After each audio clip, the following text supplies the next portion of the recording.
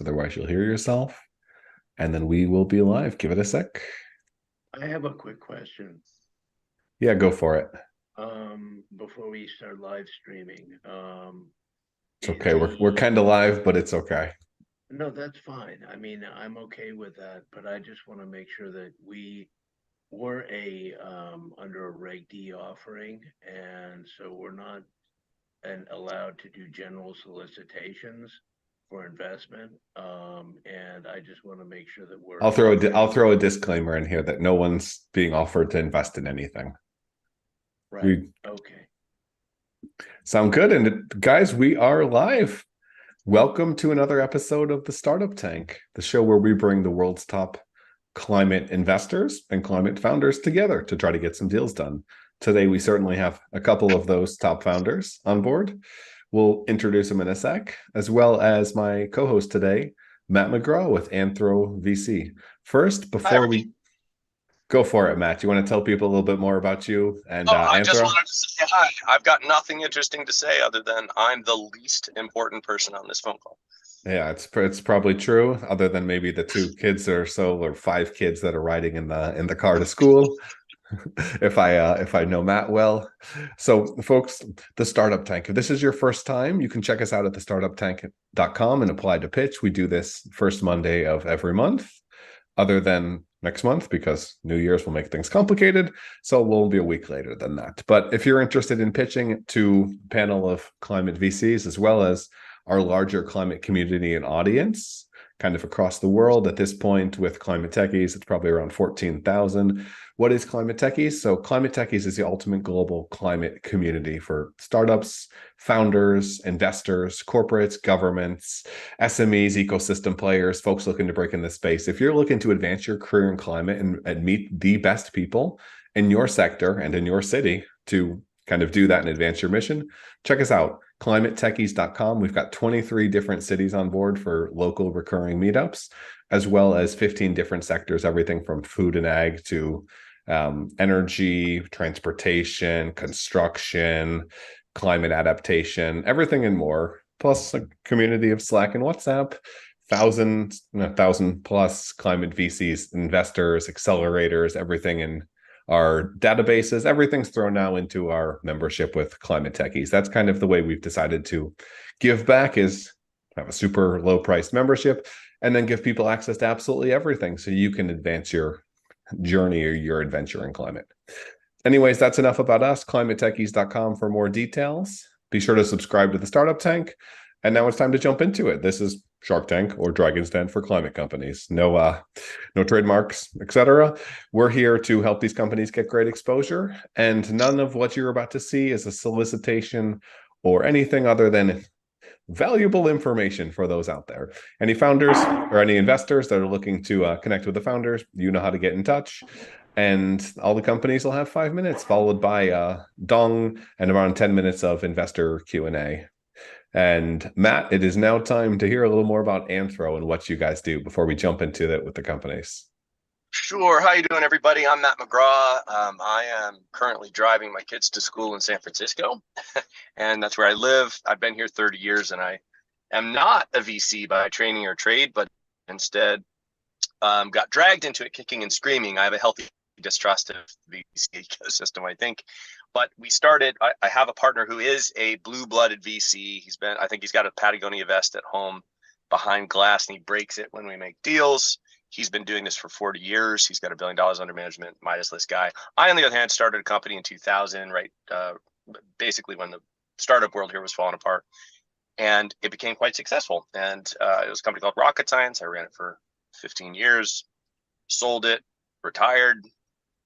My wife at the time went back to school. My wife now, she's been my wife forever. She went back to school to become a climate scientist. So that was our start on the climate journey. I mean, we were always engaged, but she decided to become far more engaged. And by about 2019, 2020, she was coming home every day kind of depressed. And she had all the problems written down, and that was our pillow talk. And I decided I needed to be part of the solution. And about the same time, my partner, Jim Betcher, he called me up and said, "Hey, I want to start a climate fund. I'm done with my old fund. My partners want to ride off into the sunset. I want there to be more legacy for me. I want it to be in climate. He's been an investor in the space since the 80s. And we started Anthropocene with a proof of concept fund in January 2022. We raised $10 million really kind of quickly in a week or so, and been deploying out of that. We're going out to raise fund 2 in January. It's looking pretty good. We got a bunch of commitments. We've made 10 investments to date, a couple of which will be announced this week, actually. And we look at climate as a lens, not a sector. We look at the entire economy as something that can be disrupted by it. We are particularly interested in things that are hard, so deep science, hard tech, novel engineering solutions to the real physical problems we have on the planet. And we go pre-seed and seed. I think that's TLDR version of what Anthropocene is about. We've got a third partner, Alicia Cha, by the way. She is the best of us. She is the thing that makes Anthropocene work. She runs our diligence process from start to finish. I somehow got the short end of the stick and do the fundraising, but it's fun. And I'm glad to be here. Thanks, Matt. Excited to have you. And on our side, I run Forward VC as well as Climate Techies. So we told you Climate Techies is kind of your go-to for accelerating the people you need to know to accelerate your climate mission and theirs and collaborate. Forward VC, we have our partner in Climate Accelerator. We help 1 to 2 companies a month go really hands-on with growth, scaling, network through our corporates, our 250 plus mentors, and everyone that we've kind of built up connections to help you de-risk your company, land major customers, clients, partners, pilots, and get some traction. Enough about me. It's forward.vc, the number forward.vc. If you want to find out more details or download any of our free resources, join the Slacks and WhatsApp, yada, yada, et cetera, et cetera. You guys are all here because you want to see the company's pitch. You want to see if there's anyone awesome who's up. And since Ben broke the silence a little bit with Flooid Power, Ben, you want to share a little bit more about what you guys are doing on revolutionary HVAC? And you'll have 5 minutes, and I'll give you a shot clock warning of 1 minute, and that means hurry up. That sounds great. Thank you. Thank you so much for inviting me. Thank you so much for recognizing us as being a promising company and technology in sustainability. And, to get to the meat of the issue, we are a small company based in Massachusetts that has developed a high efficiency, highly versatile air-to-air heat pump, air conditioner, boiler design and control system. And we're co-founded in 2017 to commercialize a new solar thermal electric generation technology, which we successfully piloted. This is a system that converts heat in the atmosphere and solar heat into electricity. And it's a very large scale, multi-megawatt continuous renewable energy asset. But basically, we're talking about, that's a separate technology category, but in the process of developing it, we recognize that one of our patent families is actually a heat pump on steroids, a very high efficiency, high volume air compression and heat capture system. And so we decided to do a strategic pivot about a year ago and adapt that design for HVAC applications, because that's frankly an easier way to get into the market through licensing and contract manufacturing than building large-scale power plants. We certainly will pivot back to the energy system once we get into the market through HVAC. But basically, just to very briefly go over, we have a heat pump, which is, well, let me actually go to here first. For those of you who are not highly technical, and I, by the way, am not the inventor of this system, a heat pump is basically a device that uses refrigerants and compressors to move heat from one place to the other. So it can be an air conditioner, it can be a heat pump, depending upon which way you want to move the heat. So that's in or outside of the home. And just to compare, how our technology differs in the big picture, a conventional heat pump uses a single compressor and a single refrigerant that generally operates well within a fairly narrow temperature and pressure range. That means it doesn't operate all that well outside of that temperature and pressure range, which is exactly why your heat pump doesn't, heat effectively in temperatures maybe below 30 degrees Fahrenheit, if at all. And it certainly doesn't cool efficiently in temperatures above, say, 95 degrees Fahrenheit.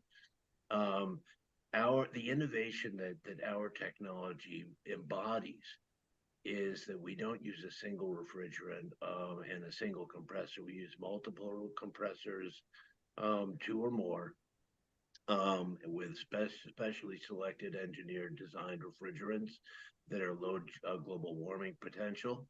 And basically, these are very specifically selected to minimize inefficiency. And we also have developed a proprietary auto control system.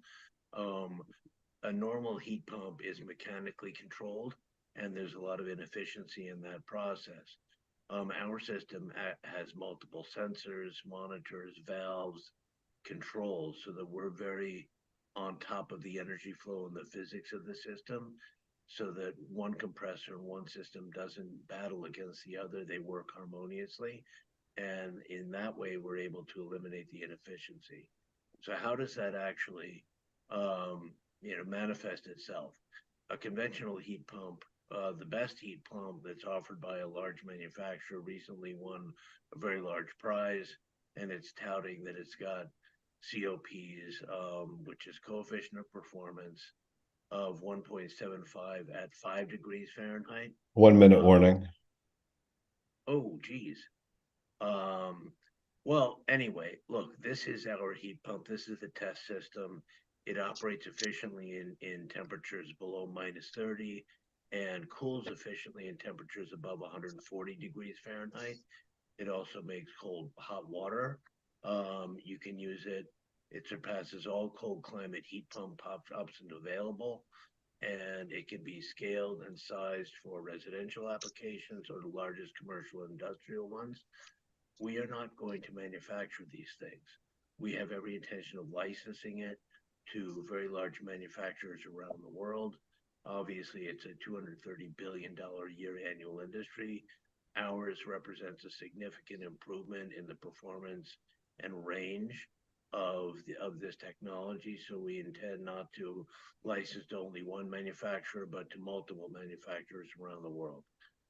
This is an actual demonstration of the savings of the system. This is a cascade design with multiple compressors. This is when you overlay it with our proprietary auto control system. And time is up. What are you guys looking for? That was quicker than I thought. Sorry for going on. No worries. Gotta work on it a little. I can dig. But anyway, that was my 5 minutes, and I'm happy to answer any questions you might have in terms of how this compares with conventional systems, what our business plans are, etc. Thank you for your time. Is this an air source heat pump? Yes, it is. How's it compare with geothermal heat pumps? It has better efficiencies and it's cheaper to install. I'm gonna go tangential here, but very germane. How much have you raised so far? How much are you looking to raise? What's that amount that you raise going to get you in terms of what's the next stage of the company? When are you going to raise again, kind of thing? I just want to hear that story arc. Yep, fair enough. We co-founded the company with $1.5 million in our funding, my business partners and mine. We've since then raised about $4 million in convertible note financing. And the next near-term step for us is to raise the funds to do third-party testing and international patenting. We're looking, for a raise of anywhere that's going to be about 650 to 700,000, but we're looking for a larger equity raise to significantly expand and enter the market within the next year or so. So $1 million, $2 million, just give me a rough order estimate. I'm not going to hold you to it. That's fine. 5 to 10 million would enable us to accelerate. Okay. See, we've got a product line that includes heat pump, AC, boiler, and we'd like to build prototypes and test all of them and enter the market as quickly as possible. So 5 to 10 million would be a solid and comfortable number for us to do that. Why do you want to do all at the same time? I'm sorry. Why do you want to do all of the product lines at the same time? Well, because just simply for testing. We need to get them all third-party tested. So developing those prototypes and developing the test protocols with Intertech or NREL so that we can make sure that we, align with all the standards, that we've got the best performing system out there, and we're eligible for the highest level of rebates. So we're not necessarily going to enter all those markets simultaneously, but we are going to develop prototypes and do the testing for all three of them. Have you gotten any non-dilutive funding from the government or from anywhere yet? Not yet. Not yet. We're Okay. being supported by NYSERDA, so you could say that's non-dilutive funding. They've actually sponsored industry experts to help us out, but it's not a cash grant. Okay, that makes sense. I've got one comment, and that'll lead to a question. So you've got this platform technology that you're going for a patent for that seems pretty interesting.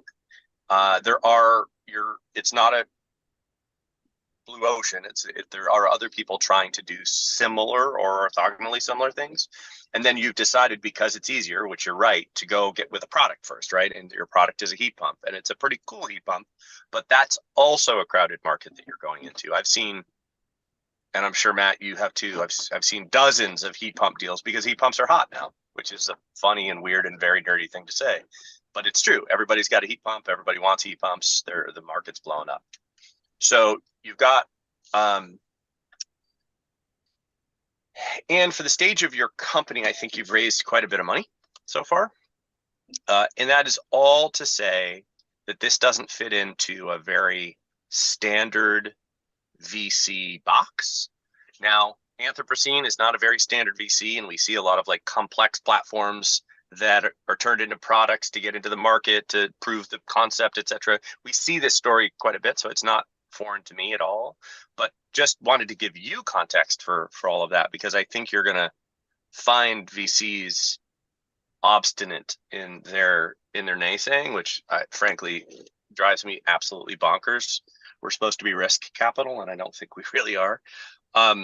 So all of that to lead up to the question, what's your special sauce here? Like, why do you feel that your team, the technology that you built and the product that you're building are the thing that's going to break into the market in a way that's going to grow to $1 billion company? Sure. Because even at this prototype phase, it's outperforming everything out there, and it has nothing but improvement ahead of it, and we're certain of that. The architecture is unique. The proprietary auto control system is unique. We're not looking at this as a mechanical device as much as we are looking at it as a system. And we control the energy flow, we control the physics of the system on a computer controlled, sort of moment by moment basis to eliminate the inefficiencies. We're not interested in mass production of mediocre products. We're interested in mass production of something that has efficiency and quality built into its whole operation. So it is different. It is different. It's about 15 to 20% higher production cost, but when you factor in 60 to 75% energy savings, plus higher rebates, plus savings on any fuel costs you might get from eliminating your furnace or your boiler, we definitively know that it's worth the additional upfront production cost and any cost the consumer might get, which is going to likely be washed out by rebates. Sorry for the long-winded explanation. No, I like full answers too. I don't mind complexity.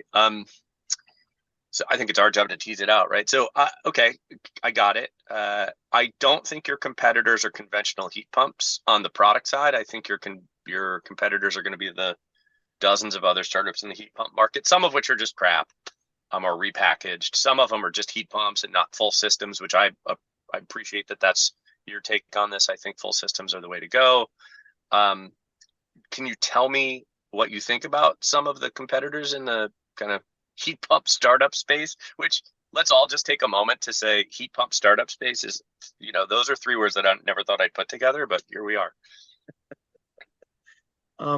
Yeah, I mean, look, what we know from our patent searching is that this is a unique design and unique concept.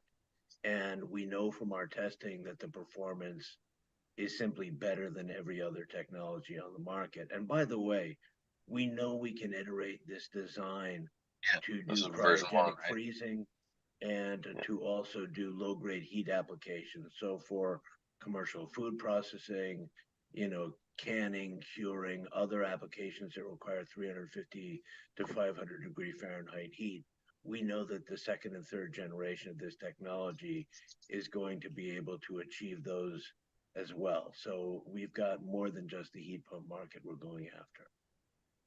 But then why do Cool. all the products at once versus doing one product, getting it moving, and then using that to then A, get the traction that you need for investors to raise serious capital, as well as B, license the first product and move on to the second product. You're right. And that's precisely the goal. I mean, that initial chunk of money is only to build prototypes for the different markets to which this is relevant, but we don't intend to necessarily, enter all of those markets simultaneously because, again, you're right, that's not the most efficient way to gain traction. And so we are focused on the air-to-air residential and light commercial heat pump market and also the boiler market because there's a great demand for it in a place like New York City. So Yep. we are going to be as sort of accelerated as we can be, but also giving consideration to the fact that we're a small company and it would be foolish to try to juggle too much. Mm-hmm. What's the IP actually look like? We have issued patents in the US and internationally on the energy system. We're provisionally patented in the US on the heat pump side. And we are currently doing our PCT patent cooperation treaty filings for global coverage on the heat pump. That I think is everything on my side. Matt? Yeah, we only filed in April for the application in the US. Yeah, I think I'm good. I mean, I have other questions if we were going to double click, but I'll circle back. Awesome. Then I would say, Ben, thanks so much for pitching. It's really interesting what you guys are doing. And we would have to move things over. We did one sci-fi technology. We might as well jump into other interesting energy sci-fi and hand things over to Ben with Aluma Power, I think. Ben, or no, it may be Jeff's here for Aluma. Hi, Matt. It's Bremner. Bremner. Sorry, there's so many names I see now. Yeah, no worries. I'll be doing the presentation, and I've got Jeff here, who's our inventor, to help answer some questions. Let me just share screen. Awesome. And let me know when you're ready, and then your 5 minutes will start. Can we all see that? Looking pretty good. Awesome. Ready to go. Take it away. Great. So thank you. I'm Bremner. I'm a product manager at Aluma Power. As I said, I'm joined with Jeff Sheeran, the inventor of our new kind of portable energy source that we call the Galvanic Generator. Our goal is to be the #1 replacement for the internal combustion engine by 2050. Let me tell you why that's possible, as long as PowerPoint doesn't crash on me. Well, good luck then. Thanks. It's okay. So, when you think of a gas or a diesel generator, you think of noisy, dirty, inefficient, but they remain king because they're cheap to buy and run and provide both high energy and high power. They're flexible, reliable workhorses. Place one anywhere on Earth, feed it fuel, and it will run. We're here to dethrone them. But what about rechargeable batteries? Lithium-ion and others will not replace diesel generators. They're too expensive to buy, have low energy to weight, and they're too inflexible. Rechargeability also comes with this elastic tether that's always pulling them back to the grid. What's more, relying on an unreliable grid is risky. Around 50% of utility leaders agree, and they're the ones running it. This is not to say batteries are useless. They're capable of really high power and have many use cases. This is our mobile power generator. Just like a diesel generator, if you feed it fuel, it will produce high energy and high power anytime, anywhere. It has, unlike a diesel generator, it is zero emissions, has no risk of explosion, and is nearly silent. Compared to lithium-ion, we provide, for the same price, double the energy. Our first buyers are fleets, One of our customers in logistics has millions of dollars of EVs sitting idle because they cannot get the grid energy to charge them. And what if they want energy away from the grid, in the field, at a job site, en route to a delivery? We provide that flexibility. This flexibility allows our oil and gas services customer to get power to remote wellheads, where a tiny spark from a diesel generator could cause a fireball. How did we achieve this? Really, the first thing to understand is that there's 2.5 times more energy in a gallon of aluminum than in gasoline. We didn't invent extracting energy from aluminum. That's been known since the 60s. But there's a huge difference between knowing gasoline is combustible and making the first internal combustion engine. The real value is in harnessing that energy in a usable way. So first, we solved basic stuff, like making it possible to stop and start the reaction by spinning the aluminum fuel disk dry. Instead of disassembling, we made it easy to refuel. We also made it scalable. Changing the geometry of the fuel disk allows us to scale power and energy, making even electric flights across the Atlantic within our reach. But most importantly, we made it affordable. Before, you had to use expensive pure aluminum to get the energy you wanted. By spinning, we increased the efficiency of the reaction, allowing us to use cheap scrap aluminum as fuel, making us cost competitive with gasoline or diesel at scale. But how does this really work in practice? Well, we take scrap aluminum, and by the way, there's a ton of it. We remelt it into fuel disks, and this can be done using existing casters in every country on the planet. We've partnered with Martin and others to produce the generators. Simply load the fuel disks like a CD and add water to produce zero emissions energy and heat. Instead of exhausting CO2, we get a non-toxic sand-like off product, which is worth about $400 a ton. 1 minute warning. We're working with 2 companies to use it as an additive in eco-cement. You can also turn it back into new aluminum. As you can imagine, there are many applications for our generators. We turn these into highly compelling value propositions. We turn them into early revenues through development contracts. We have 2 contracts with the Canadian military's version of DARPA. We also have the market leader in cold chain air cargo paying us for developments.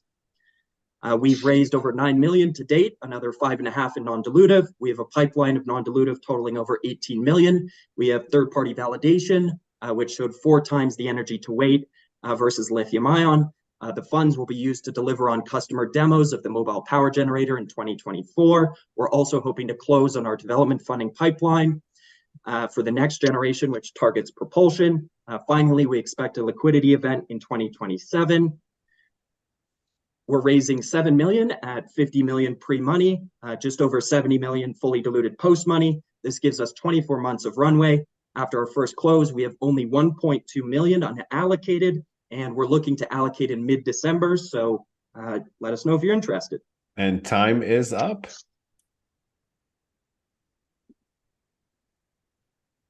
It's very. I guess I'll jump in. Yeah, really, really cool technology. I can see its applicability. How big is the market that you're selling into? As batteries get better, different chemistries, I hear you. I know that you deal with this all the time. So convince somebody that's going to say batteries are going to eat your lunch over time, that there will always be niche applications for any technology. So, it's not like they're going to win every market, but convince me that this is going to be a big deal. Like you're going to have $100 million in revenue. Yeah, for sure. I mean, we estimate the TAM to be huge for this technology because we truly believe it has the potential to replace the internal combustion engine, especially in those applications that are really difficult to electrify. And, when you talk about advances in rechargeable battery chemistry, this is kind of a whole different space than what we're doing, right? We have a generator that you feed fuel. We're actually consuming that aluminum. So in terms of TAM, we say it's over $500 billion. And actually, we pair really well with rechargeable batteries. So we don't actually see it necessarily as a full-on competitor, but as complementary goods, because we can make... do you want to... So I totally get it. to me that, well, I don't care about TAM so much. And in fact, anyone listening that's an entrepreneur, take your TAM, SAM, SOM slide and rip it in half and throw it out, burn it, kill it. Don't ever send it again, because everybody's got a TAM that they can address. Everybody's got a SAM and a SOM that they can address. And I want to know, who's your customer, who's paying for this, how much they're paying for this, and what are they paying for today that they're getting this utility out of. So you mentioned military, absolutely huge application here for remote military, just about everything. What do they use today? They use diesel generators. That's the number one use case you're gonna flip over, right, to this new technology, which I think you're right. I think that's great. How big is that? How many customers and how much do they spend? What's the cost comparison between your solution and the solutions that are in place today? And what do you see as competition to those your generator and diesel generators that are out there in the market, in the next couple of years? Yeah, I mean, if we want to talk about military only, the US DoD spends about $8 billion a year on what they call operational energy. So this is the use of diesel JP8 across, a whole wide range of stuff. How we compare from a cost perspective is actually the use of recycled aluminum at scale, we believe allows us to achieve cost per kilowatt hour that are very, very similar to diesel or gasoline. So somewhere around 50, 60 cents per kilowatt hour. The actual contracts that we're working with the military on right now, the first one is portable power for soldiers. So, think today they use lithium ion. Problem is really twofold. The energy density, they have to carry like 20 pounds of batteries to go out on mission.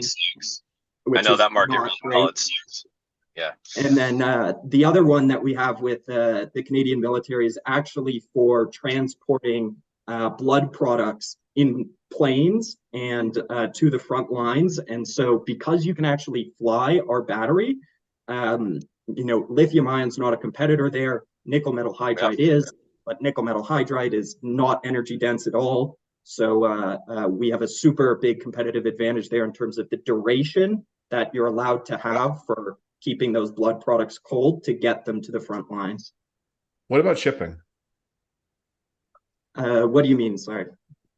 I mean, if you were able to generate the energy that the ship's going to need as it's going through your aluminum CD discs that you're then inserting, could you decarbonize shipping without having to have a hydrogen fuel source? Yeah, so shipping is in marine in general. When I talk about the next generation being propulsion, we're really looking at marine because we're able to achieve energy densities that are quite frankly, way above what's possible today, talking 500, 600, 700 watt hours per kilogram total system. And so, you look at lithium ion, they have kind of a mass spiral problem where the water resistance, I want more range, I add more battery, but because it makes everything heavier, I don't actually get more range. We don't have that problem. And so, we're talking with large marine OEMs right now about marine propulsion systems. And to just throw you a number, we think we can make an inboard propulsion system that has, 7 to 8 times the duration as existing lithium-ion based systems. And we think we can make it at a price effectively equivalent to an internal combustion engine and fit it in the same space volume claim. And you think probably the same for long haul trucks?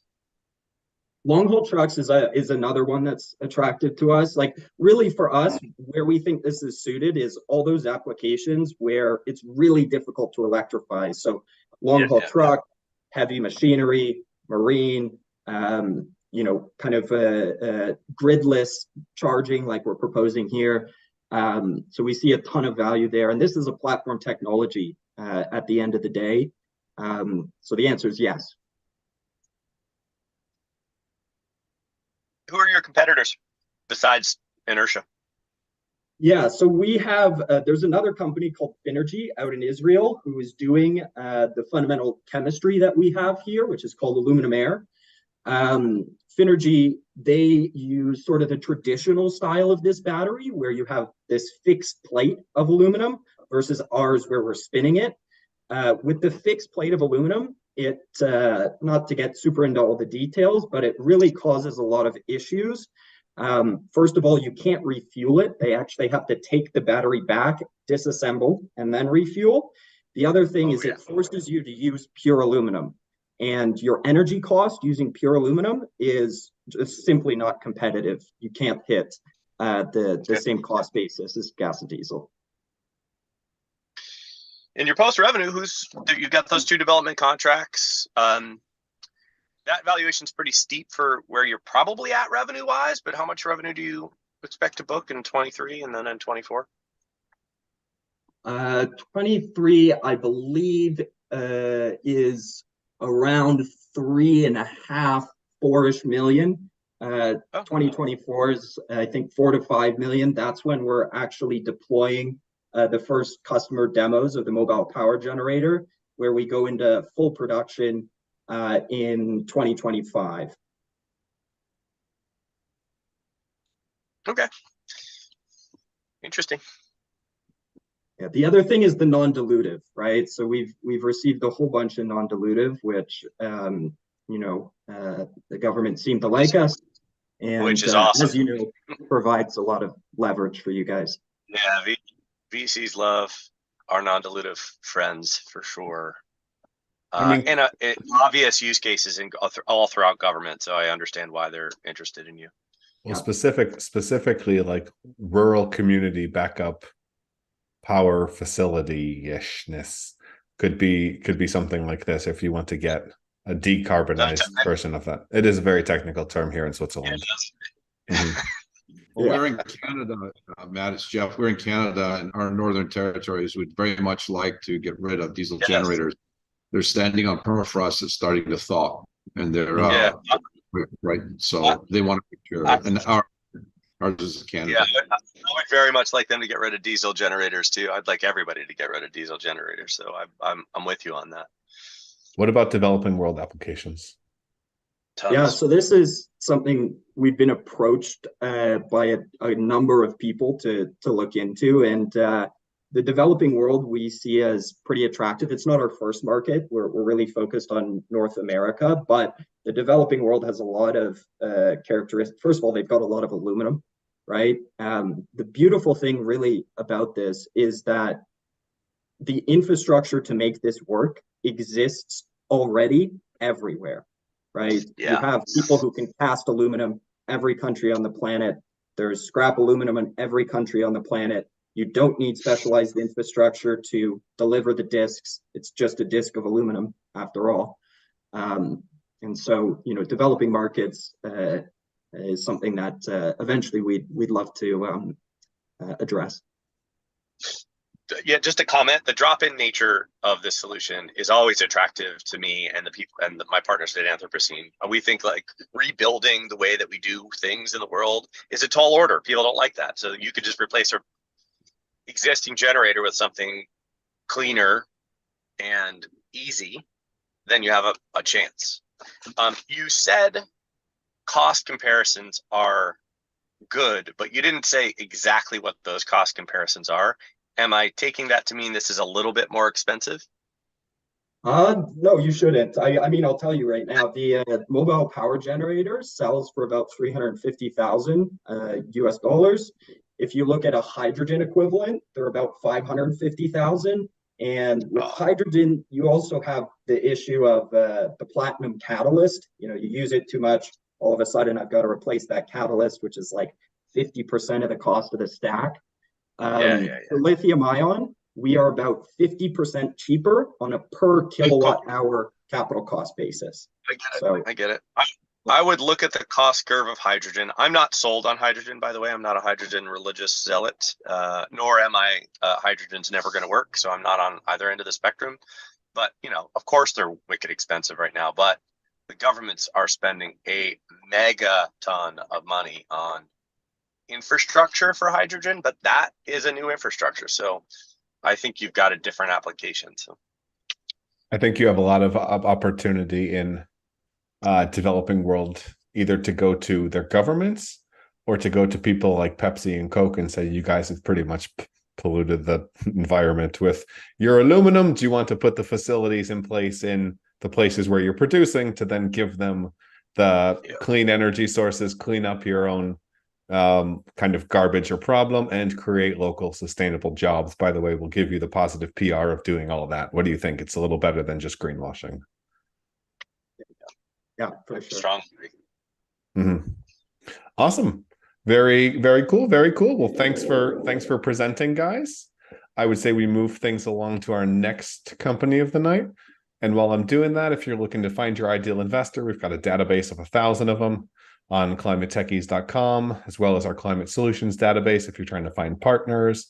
We've got our Slack and WhatsApp communities. We do events, I think it's 23 cities now, as well as 15 sectors. You want to meet people who can network, connect, and help you grow your business, grow their business, decarbonize industry, find investors, etc.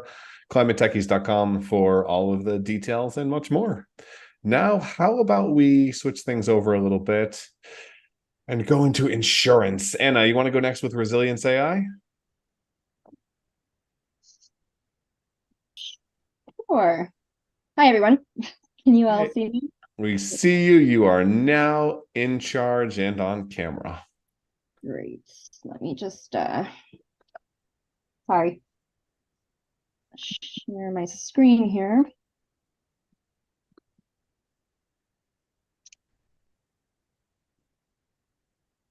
Okay. So thanks for that intro. I'm Anna Hamilton, and I'm joined by my co-founder, Rienzo Colpo, who's on the call. Our other co-founder, Sharon McPherson, is at the UN Climate Summit, COP28, so she wasn't able to be here today. But Rienzo and I are here to talk to you about Resilience Technologies, Inc., which is a new climate resilience scoring tool and decision-making platform founded in 2021 that we hope will revolutionize climate resilience investing like FICO scores did for lending. So as Matt said, we are aiming to target insurance companies, not quite an insurance company. But in order to address increasing risks brought about by climate change, the planet must work together to reduce emissions and keep global warming at or below 1.5 degrees Celsius. But countries and companies are missing their targets and leaving a $2 trillion opportunity on the table. What we need is a resilience mindset, which we define as the ability to respond to, prepare to, adapt to, and most importantly, thrive in adverse conditions. So we know that the majority of business leaders have felt the impact of climate change, including operational and supply chain disruptions, regulatory uncertainty, and increased employee anxiety.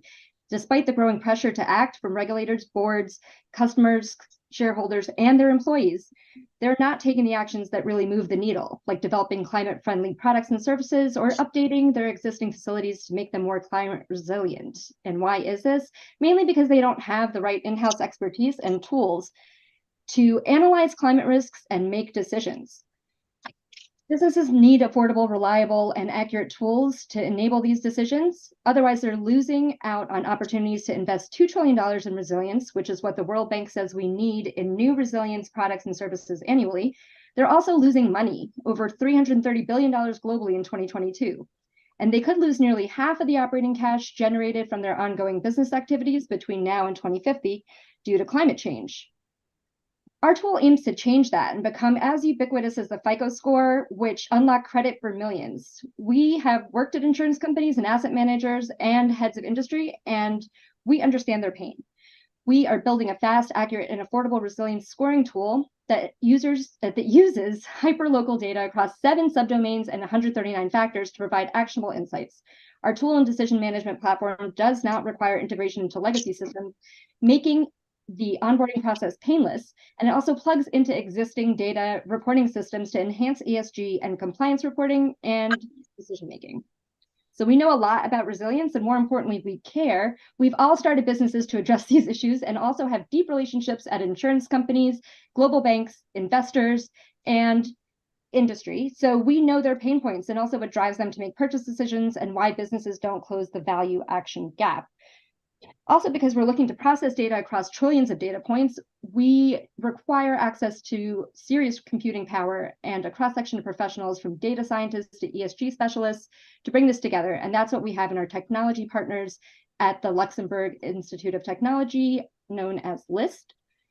We want to go to market on the back of big financial services companies, particularly insurance companies, as I mentioned, and also funders of physical assets, because we have contacts there and they're already feeling the pain of climate change. So we're working to set up contracts with insurers and big banks in Luxembourg through our partnership with List, where we'll be charging subscription fees and licensing fees. And our predictive analytics will help people make better decisions and create new products and grow their client base, as well as help investors open up new markets where we'll hopefully have revenue sharing opportunities. So there are companies out there that already have resilience scoring tools and resilience as a service companies. They're expensive and not really easily usable by most. Our differentiator is a matching algorithm that allows us to widen the lens and match the needs of business with the needs of the communities that they serve and where they operate. 1 minute warning. Employees' needs. So we think in terms of shared risk. How does climate risk, the actual climate events, affect your operations? Can your employees get to work? Do families have access to childcare? And how can the business invest differently in childcare or transportation to improve climate resilience for themselves and also the communities where they live? So resilience is inherently complex, and that's one of the reasons why people are not closing the value action gap that I mentioned. We've spent 2 years building our resilience index and bootstrapping this ourselves, subsidizing with other aligned consulting and advisory activities. In 2023, we signed with List because of their Earth observation, natural language processing, and computational power, as well as their relationships with businesses and the Luxembourg Sovereign Fund. And by March 2024, we want to be in a paid pilot with one of the banks and one of the insurance companies in Luxembourg, really tightening the product market fit. And so time is up. What are you looking for? We can translate the resilience index into a minimum viable product. In order to do that, we need capital to unleash the resources that we have at our disposal. So we're asking for 1.75 million in total to complete the MVP of the scoring tool and the platform. Awesome. Thanks for presenting. Quick question I had while you're Matt's kind of probably holding the steering wheel is what are the 2, 3, 4 most important factors that you guys are weighing in when it comes to actual climate resilience and climate risk when you're assessing the companies? Rienzo, do you want to? So ultimately, good evening, everyone. Good day. I'm in Amsterdam. What we're really looking for is number one, how people are approaching their climate risks, and then how to address their resilience and measuring that. And the metrics we find are missing. And so we're looking at closing that gap for them, and then not only closing the gap in terms of understanding the risk, but then what to do with it. I hope that answers your question. Sort of. You mentioned a lot about employees, and it sounded like ability to work remote was one of the larger scoring factors.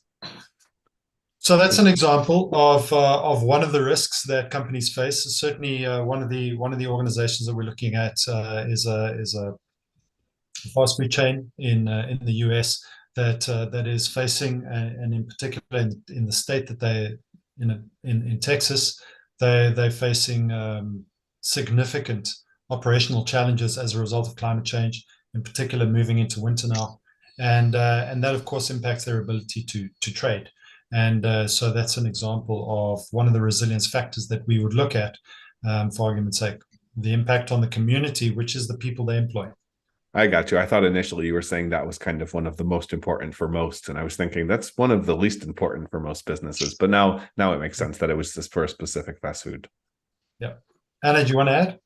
Yeah, no, I think I was just saying that it's not just the physical assets that affect a company's ability to operate. It's also the people and the communities in which they are working in. And so that was an example that they couldn't get to work, but that's actually applicable to almost any company, I think, that has frontline employees.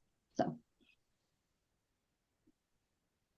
I'm going to ask about defensibility. You do have a lot of competition, like a FICO score for climate resiliency is the holy grail. I applaud that you're doing it. I agree that most of the tools that I've seen were probably started 6 years ago or 7 years ago. So they've got technical debt that you guys can defeat. And so what about the newer competitors? How are you going to defend yourselves against the onslaught of people that are going to say, even if they're not as good as you, that they're creating a FICO score for resiliency? So for us, Matt, the development of the platform for Resilience Technologies Inc. and so the FICO score for resilience. I love that new catchphrase. We're going to need to be careful, I think. But ultimately, what we're looking at is a phased approach. So this is essentially phase one for us. So from a defensibility perspective, what we really want to know is what are we going to use the platform for, and how are we going to advance ultimately climate change resilience across the globe, whether it be for businesses or for governments or for communities.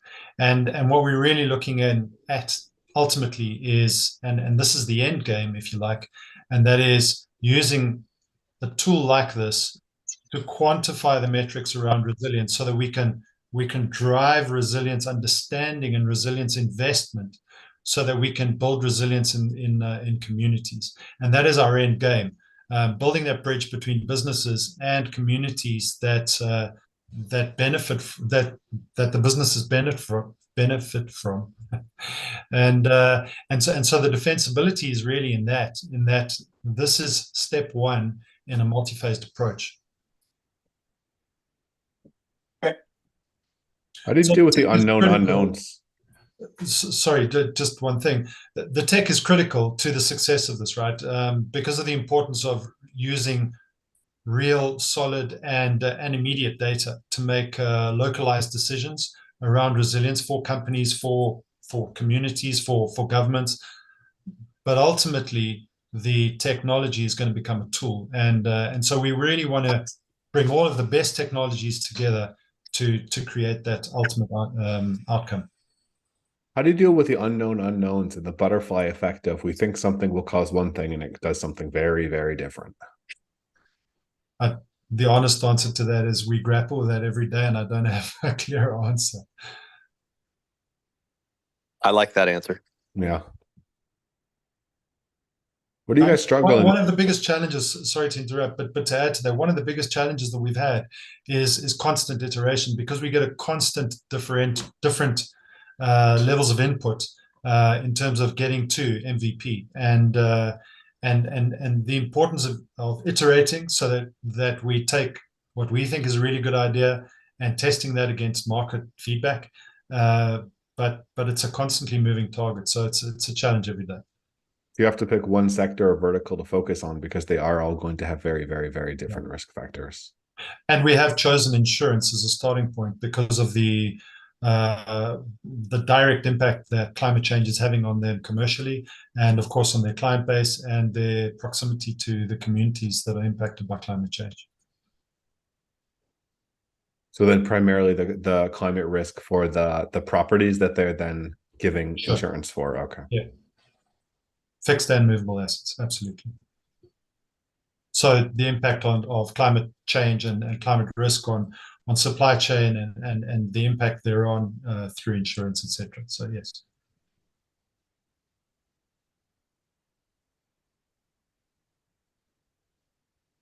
It's hard without the facial cue to know if Matt's going to say anything. What's the biggest risk that you guys see in the business itself?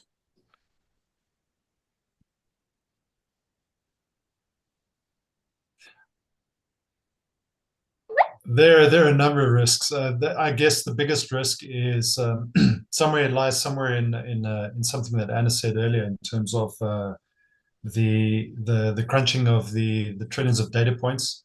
So bringing all of the technology that we see is critical together and making the platform as robust as we envision it to be. And that's the first. But the second and probably the most important is being able to finally join the dots, and this is a problem at COP. It's the reason. Good to see you, Matt. It's the problem that developed world and the developing world was struggling with at COP27, and that is the loss and damages account. It's like, how do you quantify the actual impact that we want to make against the investment that is required? Because ultimately, that's still where the decisions are being made. And so it's important, and this is where we see ourselves positioning ourselves in being able to answer those questions definitively. So you're gonna obviously, I'm gonna nail you on competition again. Sorry, it's kind of my bugaboo. It's all software, really. Like you've got something that isn't as, it's challenging from a almost from a conceptual standpoint. You're dealing with differences every day, et cetera. It's really complex to get done, but the tool itself is not as complex to get to. Like there are lots of people can do it, right? There's lots of software developers. You give them the right outline and they can build a product. So there's going to be lots of competition. Not all of them are going to be good, but and it's not a winner takes all. I'm not a software guy that thinks, you've got to get to the holy grail of we're a monopoly, which is weird because I don't like monopolies, but I do think you're going to get business. I think you're going to, and it almost turns into a sales company then with a product that is really cool. And so tell me what that looks like to you. Like with your businesses like yours, my biggest concern is always there's going to be 20 of them. They're going to be differentiated in the ways that they're differentiated, but is that backable by somebody like me? I hate the math that works in the VC world sometimes, but there is math and there is a model, and depending on who you're getting invested in, that's either going to make sense or not going to make sense based on how big you're going to get, how quick you're going to get that big, etc. Tell me more. So the competitive space, absolutely. We're certainly on our first to market in terms of the idea. It's something that is there's a strong competitive base out there, and we understand that the barriers to entry are dropping every day. Yeah.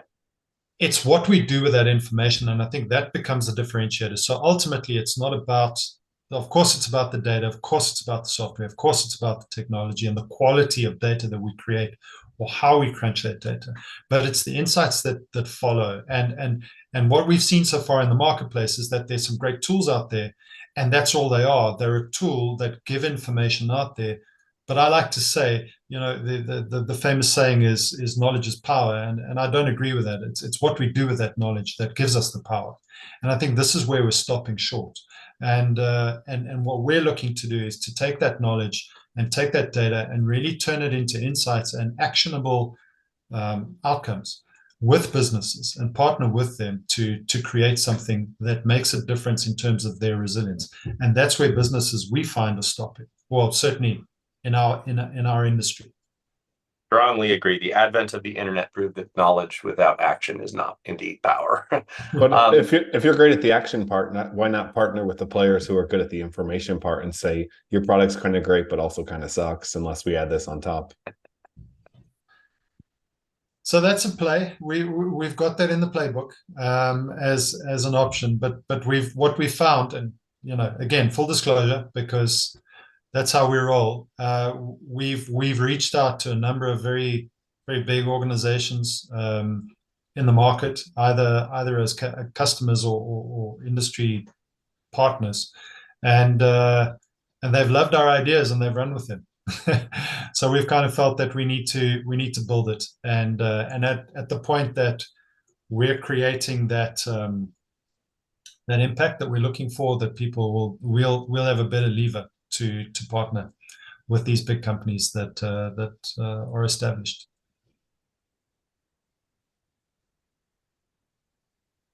Have you thought about white labeling it all? So if you were to then go to the reinsurance companies and then say, do you want to have a product that you can offer to all of your clients for climate risk, now powered by you, but run by us, and with a commission to resilience? It may be an easier way where, like Matt said, this is a sales game, and in a sales game, you have to figure out your way to get an unfair advantage. And Zuckerberg turns on stories, he kills Snapchat because he already has the entire network. Well, which players like Zurich Reinsurance and the other big ones have the whole market and can kill the whole market? Yeah. Or make the whole market. Exactly. Yeah.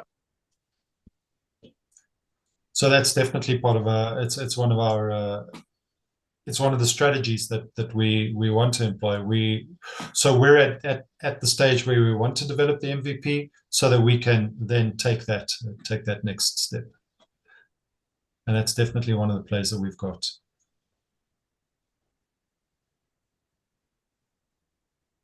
Cool. I'm done. I don't have any other questions. Yeah. I think that's everything for me as well. And thank you for the questions, because as always, that sends us back to go and think harder about what we're doing. It's good. Hopefully constructive feedback. Then thanks for coming on. Thanks for pitching and presenting, guys. It's been a very interesting one. Let's see, what do we got next? I think it's time to go for a swim. Lindsay, you wanna tell us about your XPRIZE winning solution to fixing our oceans? Sweet. Happy to. Fix them, Hi, everybody. Can everybody hear me? We hear you loud and clear, and you have an awesome background. Take it away whenever you're ready. Wonderful. Well, my name is Lindsay Christensen, and I am the founder and CEO of Sacred Sea Plants. I'm just going to flip on, if you don't mind, a slide, which will help bring some of this to life. And you should see some slides here right away. So we're a regenerative seaweed cultivation company, and really we're providing supply chain security for the agriculture industry, really utilizing seaweed as animal feed and a fertilizer replacement. So as a climate tech solution, we've got the ability to provide food security and carbon balance.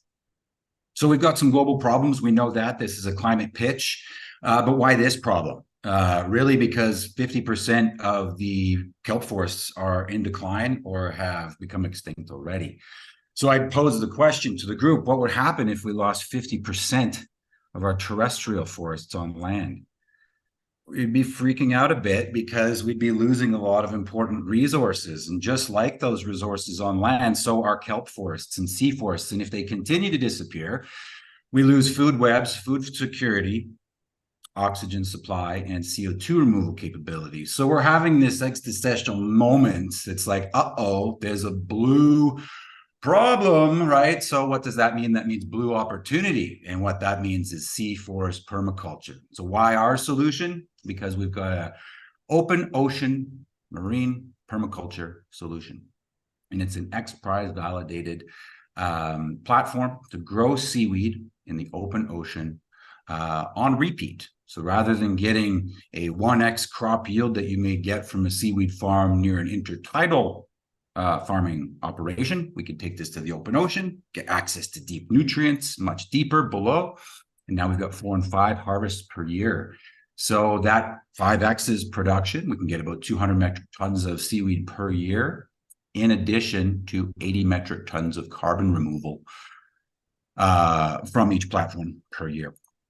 So the way that this works is that Sacred Sea Plants is a cultivation and commercialization partner of Climate Foundation. Climate Foundation brings a wealth of knowledge and over 2 decades of experience. They're a nonprofit. They've brought the technology from level 1 now to TRL level 8. We are the commercial partner bringing this to TRL level 9. And the problems that we're solving for are really the agriculture space and the livestock, plant, and plant producers. They've got a number of policies that they need to adjust to meet ESG standards, GHG requirements. Auto has done its decarbonization and is doing electrification. Ag is next. Ag is up. Ag is doing decarb and looking for ways to get rid of CO2 or CO2 equivalent products. So fertilizer being one, nitrogen is related to fossil fuels. We want to get them off that unpredictable cost curve, enter seaweed predictable supply chain. Same thing goes for animal feed. 60+% of their operating costs come from animal feed. Seaweed is a very, very nice replacement that also adds a number of other benefits that we can get into. So the way that this works is that we provide regenerative seaweed permaculture, grow it on a platform submerged below the ocean where deep water irrigation takes place with piping that accesses deep nutrients below. The natural ebb and flow of the water going up and down, up wells nutrient flow back up to the platform where seaweed is grown. Then the seaweed, when it's time to harvest, we take the first top 1 or 2 meters and continue to allow the seaweed to grow. So very regenerative, very efficient in the way that we can grow this. Not only does it create the supply chain, as we mentioned, but it also creates the carbon credits. The carbon credit capture capability has been vetted by Cambridge University and Princeton University and was part of the PRIZE validation. 1 minute warning. Thank you. With the seaweed that is growing, we're going to be able to supply animal feed, biofertilizer, and so forth, really help these companies to avoid the breaks in their supply chain, being reliant on the petrol and the fossil fuel supply chain. The way that we're going to market is first and foremost, as we're focused on supply chain, security of supply chain as a service, utilizing seaweed, focusing on the Cargills, the nutrients, the big enterprise folks that can take these supply chains and want to lock in security. Then there's First Nations partnerships, where it really ties in a lot of our sacred thinking and philosophy, joint venture partnerships as corporate development opportunities, as well as economic development. So for investors, what we're looking for is really folks that want to participate in a regenerative model. We can take your investment and really 8x, 10x it over a decade by doing regenerative agriculture. We turn 1 hectare into 3 hectares over 5 years and keep reinvesting the profits back. Over 10 years, we get a dozen platforms in the water with nearly 10,000 metric tons of carbon available. And where we're at is we need $1.5 million on the first tranche to get a platform into the water, another $5 million to get the larger commercial one in production that gets everything running very tickety-boo. And we'd be doing this on a 15% safe. And we're looking for companies that really want to be part of the solution. Up. Thank you for sharing. It sounds very interesting. Quick thing as I pull Matt and myself back in here. Are you for profit? What does the licensing look like from the foundation? What's the ownership look like? Very good. So we are a for-profit company. We are doing this as a service for profit to corporates. The way that we're working is really in partnership with the Climate Foundation as a joint venture model. As we get our first corporate strategic partner and funding transaction, that officially brings the partnership together. And with that, the split is majority ownership from Sacred Sea Plants with Climate Foundation bringing all the technology, expertise, engineering know-how, and so forth. That leads me to my first question. Thanks, Lindsay, for the. I'm a big believer in seaweed. Also, words that I did not know that I would say in my life, but 5 years ago I would not have known this. But I'm a big believer in the seaweed economy. Lots of different avenues for that. We just invested in a company that uses seaweed as a input for what they do. So we did a lot of due diligence on like the supply chain, which you would be part of. So my question is, what's your special sauce? What's the special piece of this? I think the seaweed economy has to grow. I think it's gonna. I think it is. I think it's a natural thing for the things that you mentioned. So what's your special sauce that differentiates you from all of the other people that are going to want to grow lots more seaweed? And then talk to me about other end markets, because I think I could go into it, but like I'm not sure that like ag inputs aren't really important, but I think there are plenty of other end markets that are going to drive the seaweed economy and maybe be a larger piece of that pie over time. Indeed. As far as the special sauce, really, a lot of it is coming to the efficiency of the growing. You know, if we look at a traditional seaweed farm, they've got a couple of things that hold them back. I can't poo-poo the traditional seaweed industry because I love it. That's where we wanted to start. But they're farming close to shore, typically within 20 to 30 meters of water. Mm-hmm. Nutrients are there, but the water is warm. Once the seaweed consumes those nutrients, the nutrients are depleted. It's very long cycle to get those nutrients back. That's why you do it once a year, seed in the winter, harvest in the spring, on a repeat. Now with our solution, we can take that and put that into the open ocean, where instead of the single harvest per year, we are now getting 4 and 5 harvests per year. So it locks in those supply chain components, provides the security for companies that are going to switch over to that. does the carbon sequestration component, which none of the near shore companies have been able to validate yet quite comfortably. But with the work that's been done by the universities, there's a lot more assurance behind that. And we've got a digital kind of tokenization component to that as well, which gives more assurance to the folks that are funding these operations as corporate strategics. Okay. Makes sense. You started in North America. I saw North America on that. Oh, by the way, anybody that puts the word shit in a deck, I'm like, big thumbs up. Go for it. Or any swear word, really. That's a recommendation for all thanks. people. I was going to say children avert your eyes, but no need. No, definitely not. So you said North America. Where are you planning on? Where's the growth going to happen? Where are your plants going to be? So we are a Canadian company, so Vancouver, Vancouver, British Columbia, and we have connections and relationships being built within the Salish Sea.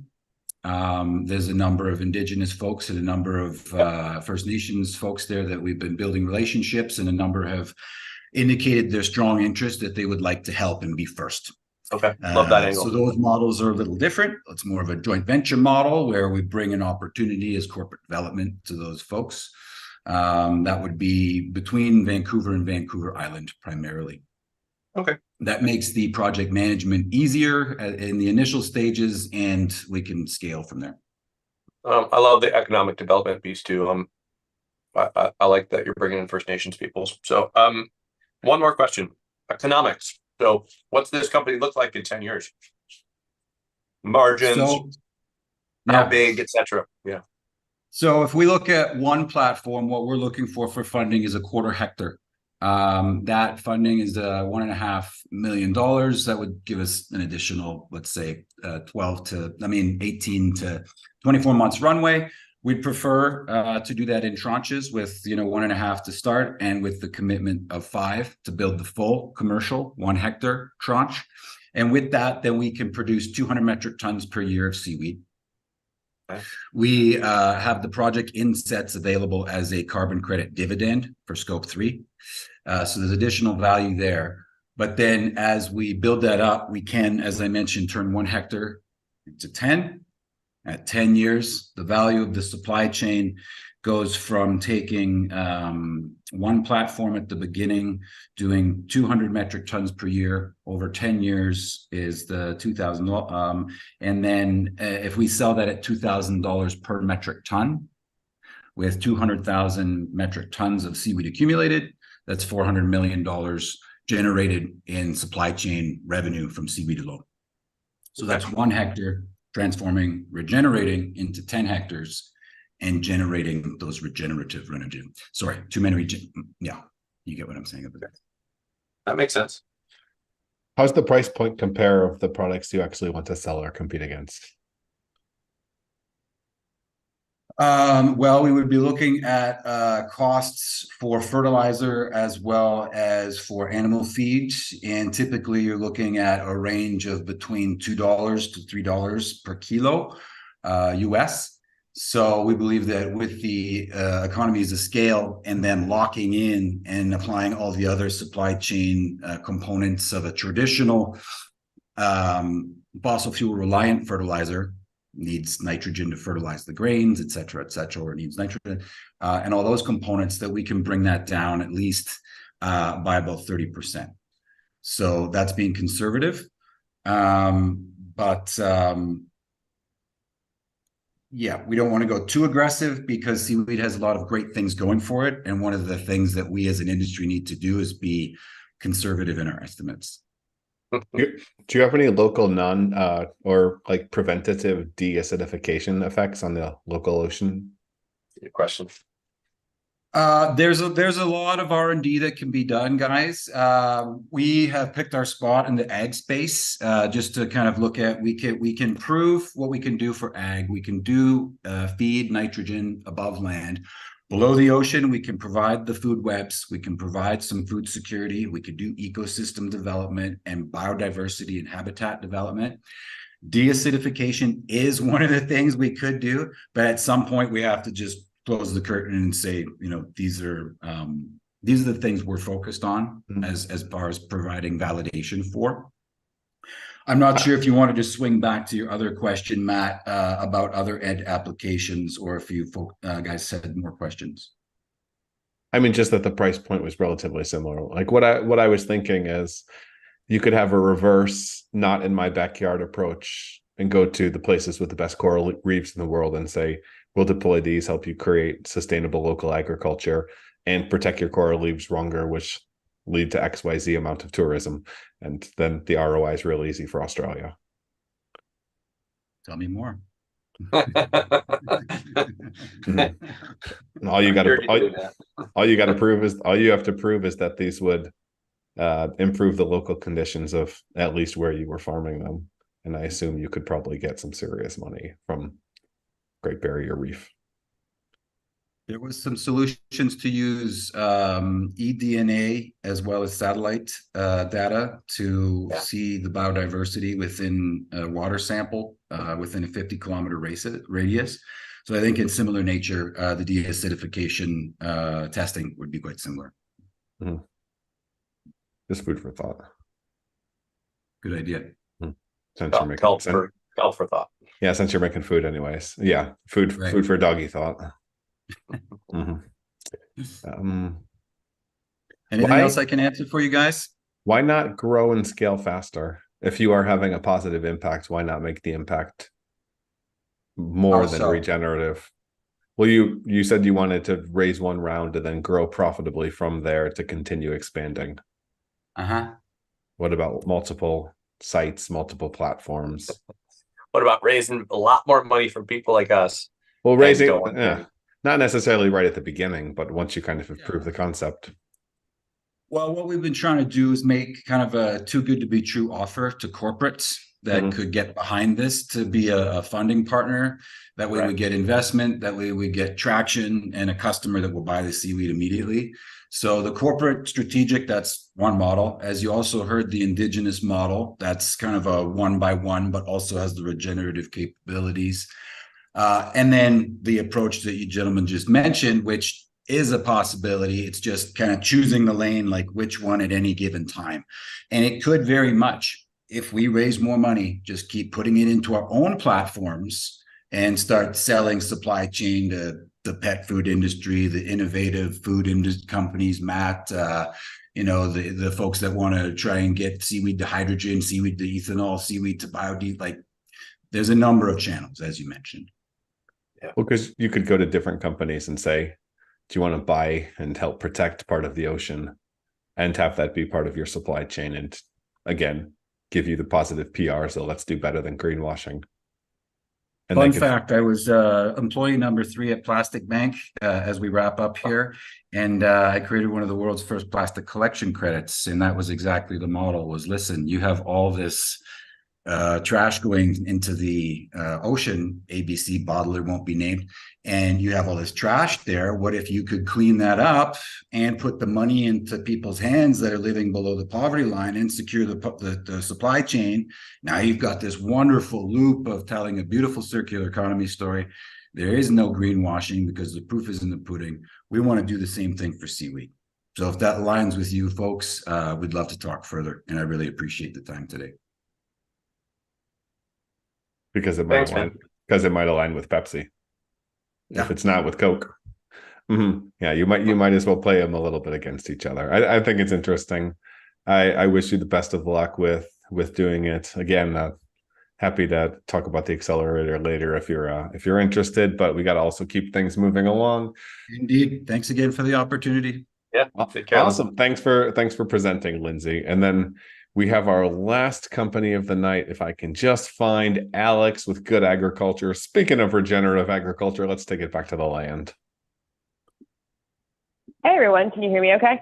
Yes. How do we make regenerative agriculture more effective, easy, and profitable? Yeah, it's a great question. Can you guys see my screen? Yep. This is showing wrong version. Take it away. All right. Let me just try to get it off of the center view here. I don't mind seeing your notes.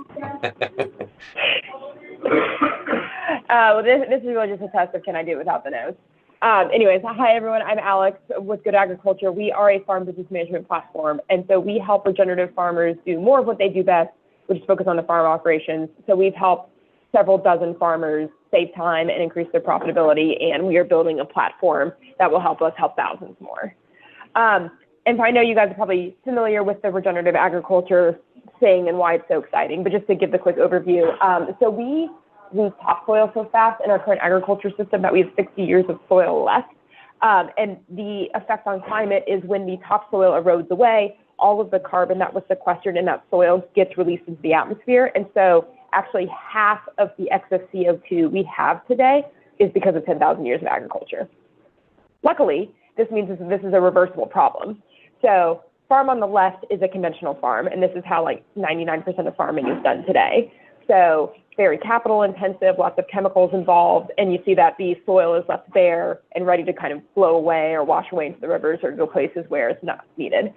Farm on the right is a regenerative farm. So this farmer is cultivating the whole ecosystem and building the soil back up, which is great from a food security perspective, but also as the soil builds up, carbon gets sequestered, and that's where the climate impact of regenerative comes from. But regenerative is also awesome for a lot of other reasons. So basically, whatever environmental thing you care about, it's great. If you care about human health, it's great. But also, the farmer can make more money doing this. And this is because the regenerative farmer saves so much on inputs like fertilizer, pesticide, et cetera, that it's better for their bottom line. So you might look at this and see like, well, everyone should be doing this, obviously. Like, it's just a great win-win-win. So, but nobody is today, which is kind of a puzzle. And one reason that we've uncovered is regenerative agriculture is harder for the farmer. So it requires more time and energy. So you can kind of see all the things I've listed that go into farming regeneratively. And this would be okay because this is the stuff that farmers are good at anyways. But the problem is they're also running their businesses. So they're also doing all the bookkeeping, all the sales, all the logistics, all the legal compliance, all the hiring. And this is just a lot for one person to do. And most farmers do operate as their own small business. So they either don't have the time and energy to make the transition to regenerative, or even if they do, they don't have the time to grow their farm. So they get stuck at this like subscale level of production where they're not really making a lot of money, and then they eventually go out of business. So that's why we built Good Agriculture. We are the scalable corporate back office for current and aspiring regenerative farmers. And so what we are building is an AI and data-powered platform that will eventually take all these back office tasks off the farmer's plate. And so we have two products today. The first is a financial management product. This is a monthly subscription where we're the farmer's fractional CFO, and we do, the books and the tax and that kind of admin stuff. But then we also help them with financial analysis, cash flow modeling, and really give them the insights they need to get their farm more profitable. The other product we have is a funding product. So there's $11 billion a year just in the US of various programs for farmers to help them transition to regenerative. So grants, cost shares, carbon credits, all sorts of stuff. And so we have one tool that matches farmers to all these opportunities. And then another set of tools that just writes the applications for them. So for example, the biggest federal program in the US is something called EQIP. And it's $5 billion a year in funding. And it's 36 different forms a farmer has to fill out. So a lot of them just don't. And so that's the kind of thing our tech helps with. As far as traction, so we have 27 active customers. We're up to 1,500 monthly recurring revenue. Both of those numbers have been increasing about 20% month over month. Importantly, we've had no churn on the financial management product. So once farmers hand their back office over to us, they do not want that work back, and they become a really trusted part of how they operate. And then importantly, the farmers we've worked with have gotten significantly more profitable since they started working with us, on average 4 percentage points, which is huge in agriculture. So for a lot of our farmers, this has been the difference between unprofitability and profitability. I know there was a comment about tan slides earlier, but I have one. So market's huge. Farmers spend, we think, about $60 billion a year on their back offices. And even if you just look at the stuff we are doing today, so with currently regenerative farmers, in financial management and farm funding, that's still a $3 billion immediate opportunity. So helping small farmers get more profitable and be more regenerative is a gnarly problem, but we have the team to do it. So I have the business and product background from being in McKinsey & Company's AI and data practice. And my co-founder, Kirsten, is both a regenerative farmer herself and a data scientist. And the rest of our team has a ton of experience in their functional areas and then also in the ag space. And we are raising a 500K pre-seed round. This will help us acquire next 200 to 300 customers, launch our MVP platform, and take our products from, you know, the duct tape and string MVP to like proper production. And what that gets us to is to profitability and 300 to 400K ARR. It places us really nicely to go raise a seed round and do more of these, or actually build out additional parts of the platform. 30-second So warning. here is my contact info, and yeah, happy to take questions. Awesome. Very good. Thank you for presenting. Let me bring myself and Matt back. And while I am doing that, there's a lot of people that are trying to facilitate kind of training or programs or platforms for transitioning to regenerative farming, monetizing regenerative farming, getting carbon credits from regenerative farming. Why are you guys going to win? Yeah, so you're right. There's a ton of folks out there. We are pretty unique in one, we focus on the back office. So we would love to partner with folks who are helping on kind of like the technical operations side, but that's not what we do. We help farmers who are really good at farming. They know how to do the regenerative thing. That's not where they need help. What they need help with is like staying in business. And then there's lots of pure SaaS products out there that rely on the farmer to do it themselves. And if you've ever met a farmer, you'll know why that's going to be a tough business model. So we are a tech-enabled services company. So to the farmer, we don't even really look like a tech company. We just look like miraculously cheap bookkeepers. And so what we do is we just remove the adoption barrier by just taking it from the farmer, plopping it into the software, and then handing them back the results. And they're like, wow, Good Agriculture just did so much work for me. That was awesome. And really, we didn't. The software did all of it.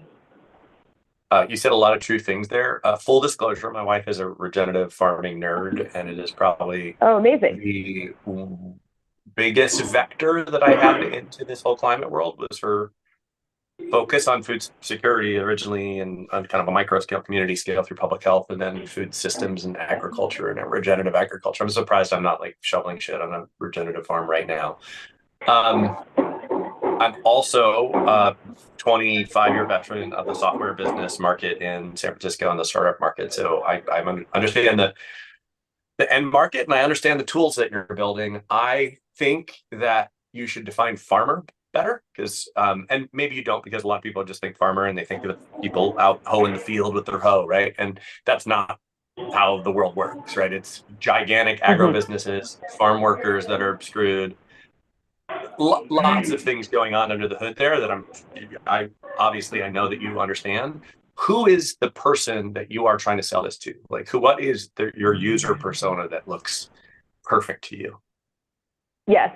So our initial target customer has to be a farmer who is desperate enough for the help on this stuff that they're willing to trust a brand new startup with their business. So they tend to be, so first off, they are, most of them are already regenerative, but if not regenerative, they are operationally complicated in some way. So they're farming organic, or they have a lot of enterprises or something like that. So they need more time outside. They need us to take some of the time off them in the back end. They tend to be beginning first generation or minority farmers. So these are people starting businesses from scratch rather than, maintaining something they've inherited from family. And they also tend to be smaller. So we kind of define it as the between 10K and $1 million in revenue. So they are big enough where they are trying to be like doing this as a real business, but they're not so big that they already have teams of people helping them with this stuff. Totally understood. I'm going to go back to that. Will they graduate from you then? We don't think so. We're building the technology that scales with them. But the problem is, if you try to go to a big farmer who like already has a bookkeeper, someone on their staff who's doing this, and you're like, hey, we can replace that person. They're like, well, I already have a person, so I don't need you. Versus if we go to the smaller farmer who doesn't have this person, and then as that smaller farmer grows, they stick with us because we're the status quo. Yeah, and the largest cohort of growth within farming is minority women farmers, new farmers.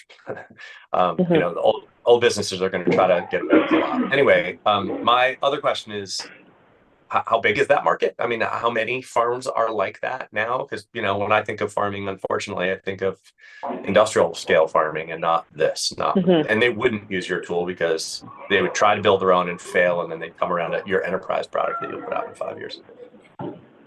Yeah. So there's not great statistics out there of like how many farmers exactly there are, but like any way you slice it, it's big. So like we've identified like 1,200 of them in Georgia, which is where we're based in Atlanta. So that's kind of where we started. So we have like a couple thousand in our CRM. And then if you slice it by like who's using at least one regenerative practice today, it's like 30 to 40% of farmers, which is like 600,000 to 800,000 farmers. If you look at like farms that are likely to transition in the next 5 years from, you know, the 80-year-old proprietor to like the next generation, that's also several 100,000 farms. So anyway you slice it, it's a lot. Yeah. And again, this is just in the US. We also get a ton of inbound internationally. We're just not operationally ready for that, but we're going to have a ton of opportunity in other countries as well. All right, fair. You also said that you're basically a tech-enabled services business. I get that model because that's how I made my money and success in Silicon Valley. And everybody told me that it was a terrible idea and I shouldn't do it. And I should be a pure software play. And I didn't do that, and it worked out for me. But it was hard. Yeah. And so, you know, the grueling path that you're setting yourself up for. Tell me more about how you're going to grow your business into something that's repeatable and scalable, not just rely on the services stuff. And because I know software VCs will run screaming the word services business, right? I don't think they're right. I want to hear what you say to the inevitable pushback you get on that part of your business model. Yeah. So when we look at our product roadmap, we think we're going to end up at like 80-90% automation, 10 to 20% like hands-on manual services. And when we kind of estimate out what that's going to take, we think that we're going to end up with the same amount of people time as a pure SaaS product. We just call it services instead of customer success. Yes. So I think the margins are going to be the same. I'm going to steal that because I'm going to steal that because I get in arguments about this all the time with people that should know better. And I'm going to tell them that they're just renaming everything to customer success. Because they are. You're right.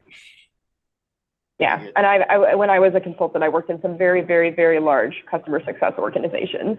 So there's a lot of people there too. Yeah. Okay. Competition, I guess, is my only other question. I mean, it's not a winner side. It's a huge market. You've got lots of people. And I think back office is really boring stuff. Most software people in the Valley and in New York are not going to. So that's great for you. But what kind of competition are you worried about? So, like I said, there are a lot of SaaS players out there. Some of them, like Farmers Business Network, are very, very, very well funded. And what I'm most worried about is if one of them decides to get into the services side of it, and they're just better resourced than we are at this point. So we are hoping that, you know, we grow quite a bit under the radar before folks catch on that like trying to sell software to farmers is tough. And you know, that by then we've got like the customer stickiness and the reputation. Yeah. And then it's a question of M&A versus grow your own, right? Right. I get it. Okay. Yeah, right. Exactly. Fair. Yeah, so there actually have been some like folks already talking to us about potential acquisition because they're like, we need, like the farmers we're working with need this, and we were going to build it in-house, but you already exist, so let's chat. Yeah, yeah. You'll have a lot more of that going forward, I'm sure, which is great. Hopefully, yes. What's your go-to-market? How do you grow this quickly? Yeah, so it's a combination of several different things. So one, word of mouth is really powerful with farmers, and we've seen a lot more of this in the past couple months, which has been really exciting. So it's both our customers referring other folks, but then also other folks in the ag space. So like consultants, the folks like Rodale, University Extension, send farmers our way, which is awesome. So obviously doesn't cost anything. We're also working to build sales channel partnerships. So we have one with folks who fund farmers because they get a lot of farmers who come to them and say like, hey, I want to buy the farm across the street and grow and all this good stuff. And then they're like, cool, here's the application to fill out. And then the farmer says, what is a balance sheet? And then they send that farmer to us. And then there's a little bit of a revenue share that happens there. So we're hoping to do a lot more of that. Now that we've kind of proven the product works at the individual farmer level. And then as far as like just acquiring farmers directly, We go to conferences, set up a booth, meet up 100, 200 farmers at once. Several of them become customers. And then we also want to do just more like good old digital marketing. We ran a Google ad as an experiment. It worked well. Once we finish raising the fund and like actually have budget to go do more of that, we'll go do more of that. Because what we get a lot of is like farmers Google grants for farmers, and then they find our website, and that's how we build a relationship with them. I want to see that TikTok channel. I don't actually, for the record. Yeah, farmers are not really on TikTok. Is the No, thing. they're not. So we are not Nobody should be. prioritizing that one. Yeah, that's a No. whole different conversation. Yeah, I did a little bit of work in defense in the past, so I'm just like I'm not touching TikTok. Banned in my house, that's for sure. Maybe the company will have to eventually, but not today. What about DIY stores like Tractor and Supply, Home Depot, etc.? Giving them information and basically saying, hey, when your farmers come here, if they're looking to get grants from the US government, they can do it, and here's an easy way. That's a good idea. Helps them grow and scale, helps Home Depot or Tractor Supply sell more of their shit, which may actually be like horse shit, like manure, and just for the pun. And then it gets you kind of the inbound in there, and they get to look good to their customers because they're helping them get a grant. Yeah, I think there's a big opportunity with retailers too, so like the Nutrients of the world, because they already have that deep farmer relationship, and it's a way for them to just, you know, get more share of wallet and be a better service provider. So that's also something we're exploring. And also things like co-ops, you know, carbon credit brokers, like there's a lot of potential partners for us out there. Yeah. Which is a good problem to have. Probably prioritize all those. No, it's prioritizing. Exactly. Anything else, Matt? No. Good luck. I want you to succeed for sure. Yeah. Thank you. And to clarify, we want all the companies here to succeed. Yeah, that's true. We're not saying anything otherwise. And but now we have to go. I don't want seaweed to live. Yeah, now we get to go to the last and the most controversial segment, the climate startup of the night. We try to pick our favorites. Who'd you want to invest in? You got to pick one or two. Yeah, we got to do it, Matt. I don't like this part. No, no. I think it was a very interesting one, and I will be a gentleman and let you go first. Oh, that's not gentlemanly of you. I think most of the companies today have a business that will get customers and could be successful financially. I don't know that all of them are venture backable, just because of the hard math that venture funds operate under, which I wish we marketed a little bit better so that people could understand why people say no so much. I've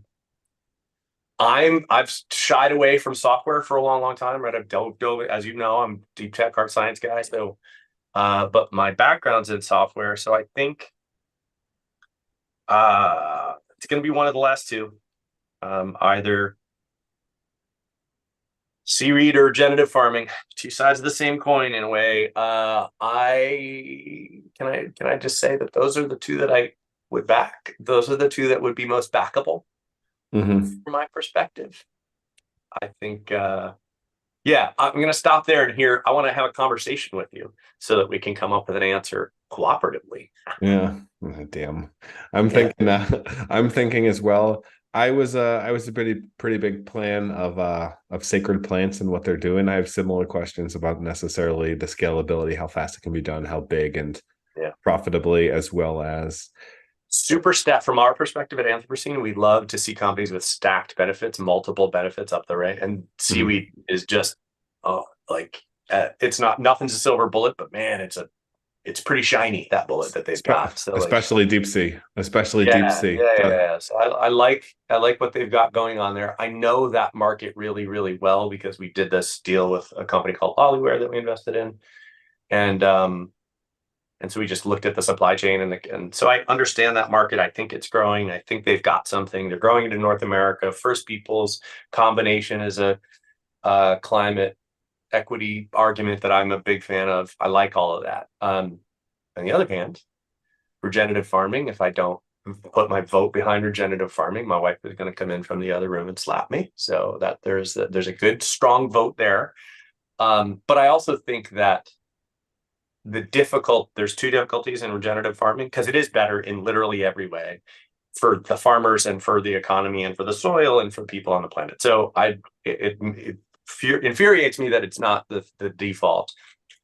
There's a big financial gap going from conventional to, like, you're not going to make money for a few years is the problem. So that's a really hard part. And so small farms are able to like figure out how to do it in phases to do that. The large farms, it's going to be harder. But the other reason that people don't do it is because it's just more complex. I don't think harder is probably not the right way to do it, but it's more complex. You have to think about more things and be more in tune with everything, including the business side of stuff. And if there's a tool that can make that more simple, that is a huge benefit. And software, they're going to sell it. I understand that that's a business that's going to grow. I think the worry part about regenerative ag is a problem as well, because we looked at and kind of helped companies focused on reducing fertilizer use, and fertilizer, there's 80 billion a year that gets used that literally drips through the soil and does nothing.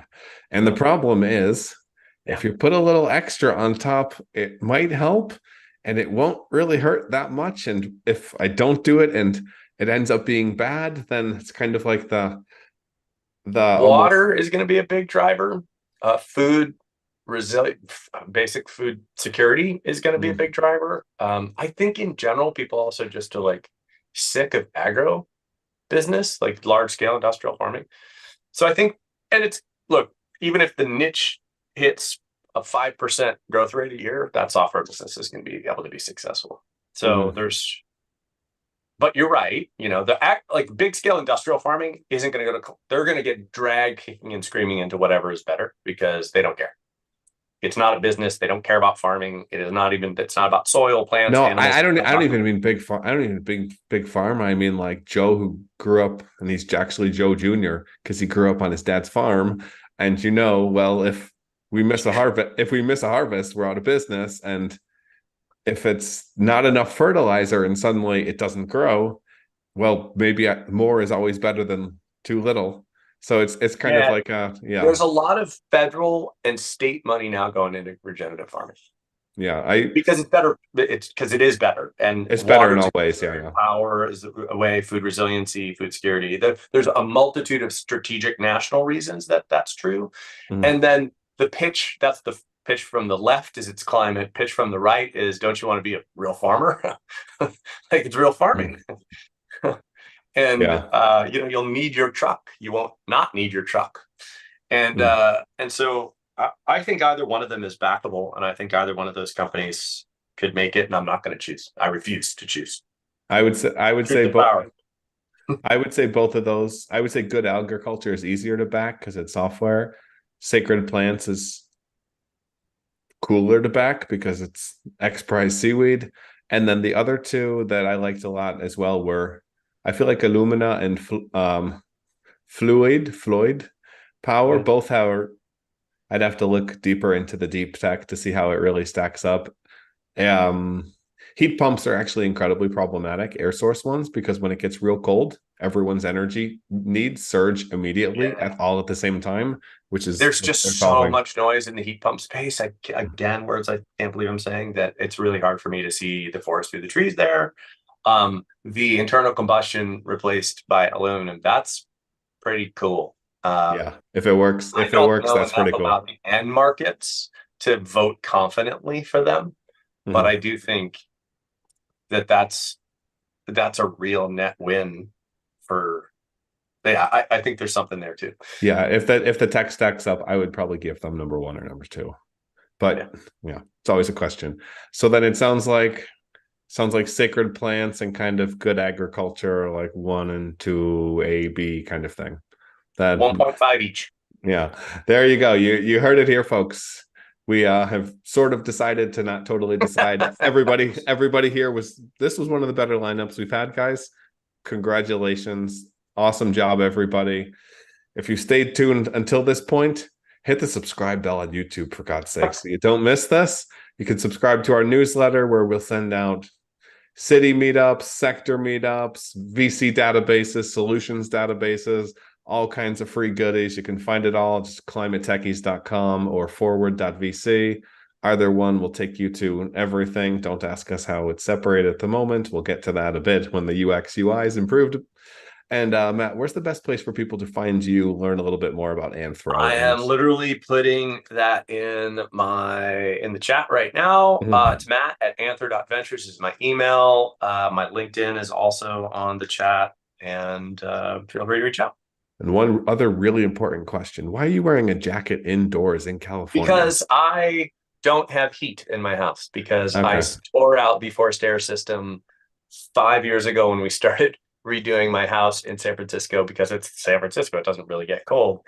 And I have never put in a heating system because I'm that guy. We're crazy. We're just waiting for something really great. We'll probably do radiant. Maybe you should talk to Ben. They have their HVAC system.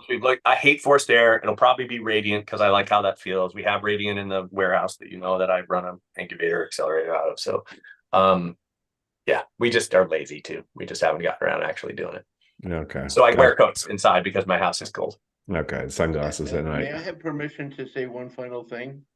Yeah, go for it. Well, just in terms of your low temperature and high temperature, you're absolutely right. And this is the value of our technologies, that we can maintain efficiency below -30 and above 140 degrees Fahrenheit as an AC.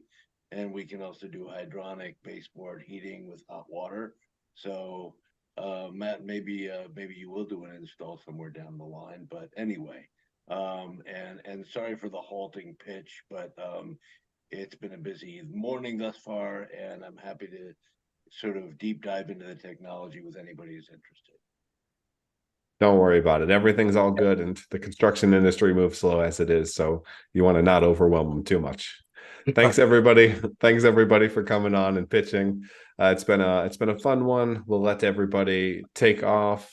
We've got all of our resources on forward.vc. If you're looking to find other people to network with, you'll find them there. The VC databases, the Slacks, the WhatsApps, etc. You want to apply to our accelerator or future upcoming session, the Startup Tank, thestartuptank.com, or just forward.vc. And now have a great evening, folks. A great afternoon if you're in the US, and a great morning if you're wearing a coat indoors. All right. See y'all later.